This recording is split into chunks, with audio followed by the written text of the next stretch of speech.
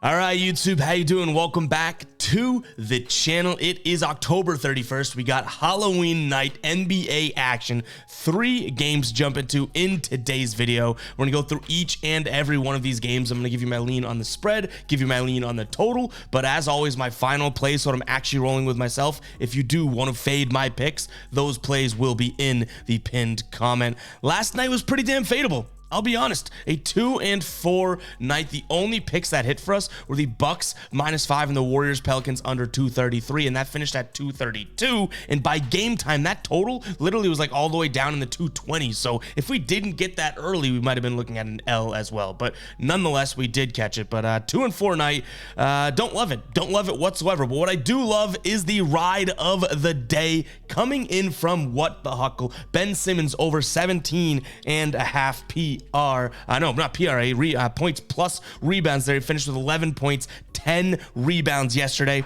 Let's pump in some damn crowd noise for What the Huckle as he cashes that play. If you guys do want to be the ride of the day and potentially get a shout out in tomorrow's video, all you got to use is hashtag ride of the day in the comments. Give me an absolute banger of a pick. I'll be jumping on board with one person's pick, and you guys get a shout out just like What the Huckle did here in the next video, win or loss. So go ahead and drop those ride of the days. And before we do get into the picks, guys, I do want to talk to you guys about a launch we have going on November 15th over on the Fade Me store. One of the coolest designs that we have released yet. I'll have a link to the Fade Me store in the pinned comment if you just want to go browse, check it out. But this tie-dye dunk collection launches 11/15. Super excited for this one. Premium quality and obviously a very cool design. Very excited for this. Let's go ahead and jump into game number 1 here. We have the Cleveland Cavaliers taking on the New York Knicks. This season, both teams honestly have been struggling on the year.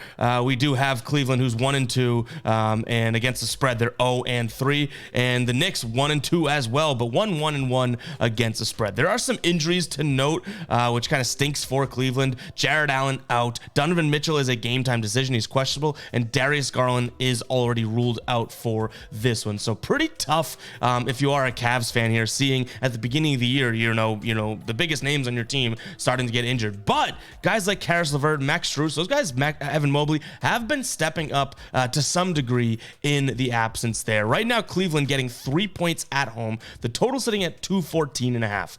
I don't have much of a lean on the total here, so I'm not going to give you guys anything concrete there. We've seen a very sporadic Knicks team. 108-104 night number 1, 126-120 night number 2, 87-96 night number 3, and it's been kind of similar for the Cavs as well, sort of up and down type games. So I'm not necessarily catching a beat just yet on these two teams' pace, so I'm sticking away from the total. But you know what?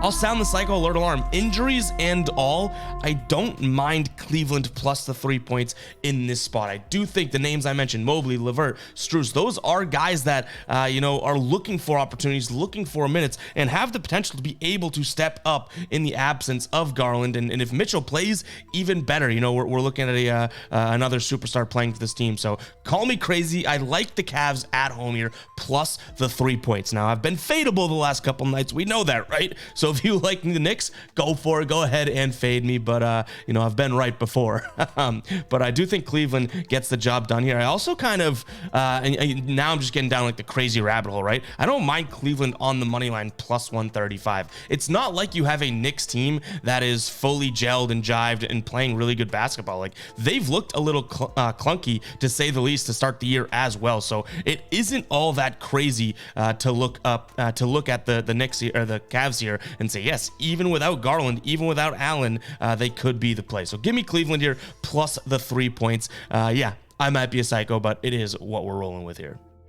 Next up, we have Phoenix taking on the Spurs. Phoenix -6.5 is going to be my lean in this game. The Spurs burned us a couple nights ago, and I just don't think that they compete with this Phoenix team. Now, obviously, me being the jinx god as of late, this is going to be the game in which the Spurs somehow go out there and play phenomenally, and Wemby has his best game as a pro. But numbers-wise, and just what we've seen for the eye test, this is obviously a better Phoenix Sun team with or without their big three healthy, right? So Bradley Beal is out here with a back. Devin Booker is doubtful in this one. Even if Devin Booker doesn't get the run, I don't mind the Suns in this spot. We saw them clean up the Utah Jazz in a similar situation, right?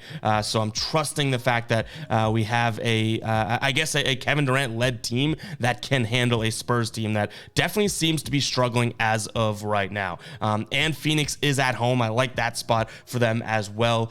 Just give me the Suns here minus 6.5 points. If this was 7.5, I'd start to reconsider, but the fact that it's right around that 6 mark, I think that this could be a final play. So keep an eye on the pinned comment for that. Another play that I'm thinking could be a final play is going to be the under 227 here. I've seen some books start to move this down to 226.5. So if we want 227, we'll have to act quick here. But we've seen Phoenix, other than last game, they had a few low-scoring games against Golden State night number 1, 108 to 104, and then against the Lakers, 100 to 95. Utah, they held to 104, but scored 126. I think they go in there and score a few less points than they scored against Utah, and hold San Antonio to potentially even less points than Utah. So I like the under in this spot as well. I think that, this Phoenix team isn't going to be known for their defense. I don't think they're going to be overly defensive, but, 227 is a fairly high number, especially if the Suns kind of get off to a big lead and whatnot. They're not going to press. They're not going to run up and down the court. They'll start to slow things down. So if I think this game is going to be a Phoenix controlled game, there we go, Phoenix controlled game, then I do think the under hits as well. So both those actually do have a good chance of being a final play, maybe even a same game parlay, including both the spread and the total. Keep an eye on the pinned comment.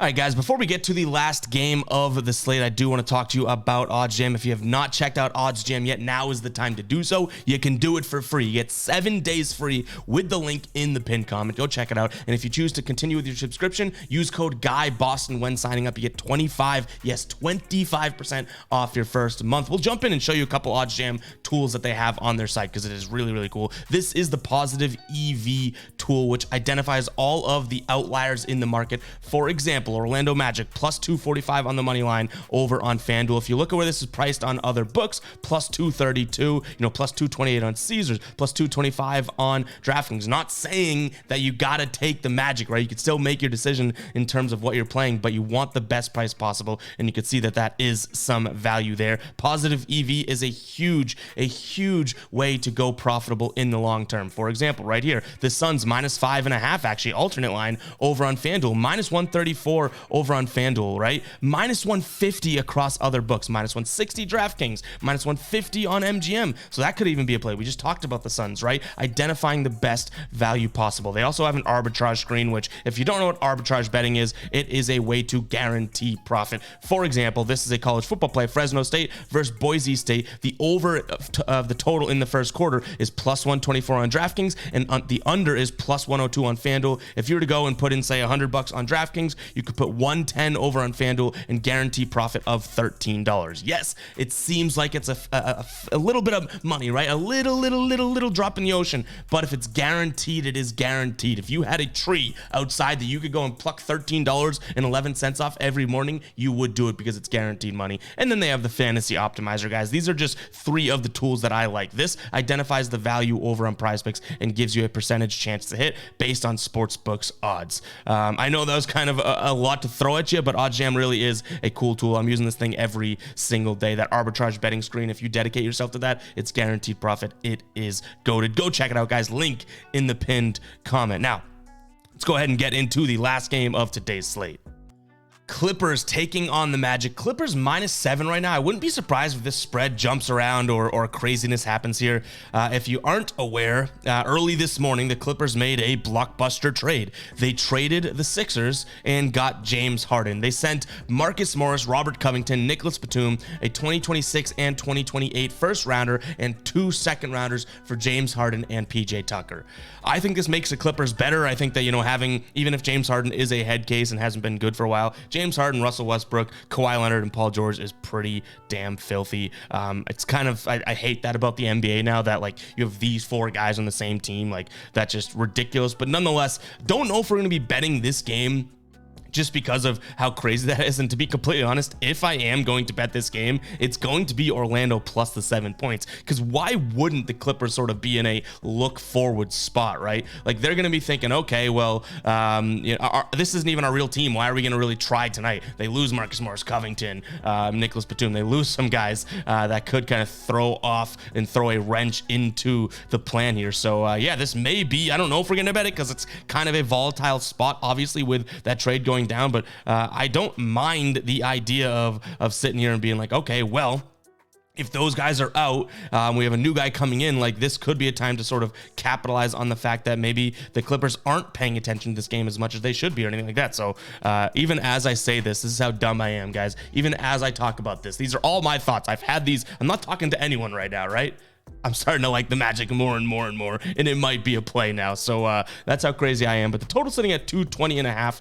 I can't help but look at the over there. In terms of what we've seen from these teams so far this season, we've seen the Clippers obviously scoring a decent amount of points. The lowest they've scored has been 118. They did let up 83, so that was good defensive play to the Spurs. But other than that, 120 to the Jazz, 111 to Portland, and then Orlando has scored 116, 102, 103. So if they go out there and play against a Clippers team that, again, isn't focused, I do think that they could put up that 110 mark, and that's nearly half of this one at the very least. So give me the over as well in this spot. And yeah, guys, that's gonna wrap it up for today's video. If you're still watching at this moment, go ahead and drop 11 in the comments. And what should we do for a question? It's Halloween, so let me know what your favorite Halloween costume was of all time. I'm not the biggest Halloween guy, I'll be completely honest. And my favorite costume, my weirdest costume was, I was Matt Ryan one year when he was at BC, which is